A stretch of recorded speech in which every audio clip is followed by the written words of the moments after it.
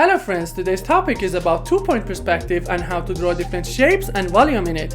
While we're working on it, I'm gonna explain what the difference is between one-point perspective and two-point perspective.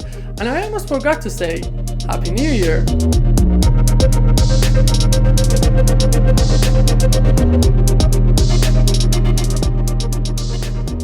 One common mistake about perspective is that most of the people usually think that being 1 or 2 depends on the angle or from what height we look at the object. But actually it only depends on the rotation of the object and nothing else. You might think this cube is in one-point perspective, but if we just rotate it, we'll have it in two-point perspective. So by just rotating the objects, we can switch them between 1 and 2-point perspective. And you've probably realized by now that we can have multiple shapes with different perspectives, all in one scene.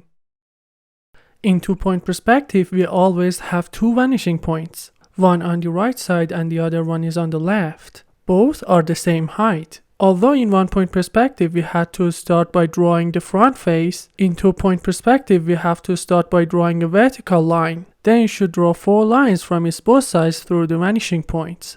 Now it's time to say how much depth you want in each one of these sides, which is completely up to you. And just remember, if something is vertical in reality, you have to draw it vertical in two-point perspective. Let's do the same to other cubes. Again, we draw some lines through the vanishing points and remove the extra lines. And there it is, we have 3 cubes in two-point perspective. One important thing is that whenever you want to draw something in two-point perspective, you have to draw it between these 2 vanishing points. So for instance, you also can draw a volume right here.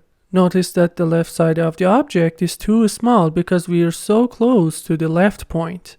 In two-point perspective, the horizontal line which passes through the vanishing points represents the position of our eyes. So we are taller than this one, that's why we can see the top of it. And we are shorter than this one, that's why we can see the bottom of it. And just pay attention to these 3 lines. And remember, we started our drawing with them.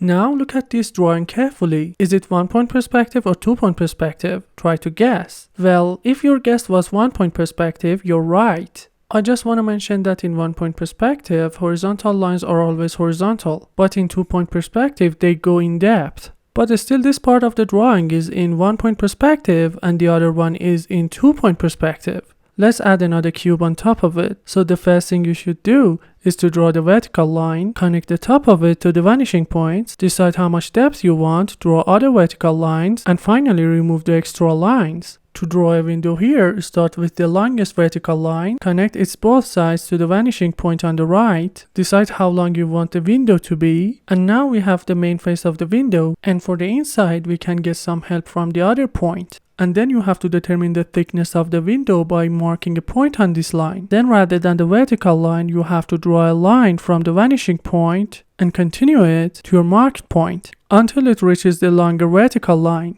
Let's remove the extra lines once again. For the upper side, it's a little bit hard to do the same thing, but I just want to show you sometimes how hard it could be. Drawing a circle in two-point perspective is very much like one-point perspective. First, we cross to find the center, top and bottom of the circle. Then we draw a line from the center to the vanishing point and continue it from the other side. And now you can draw your circle and fill it.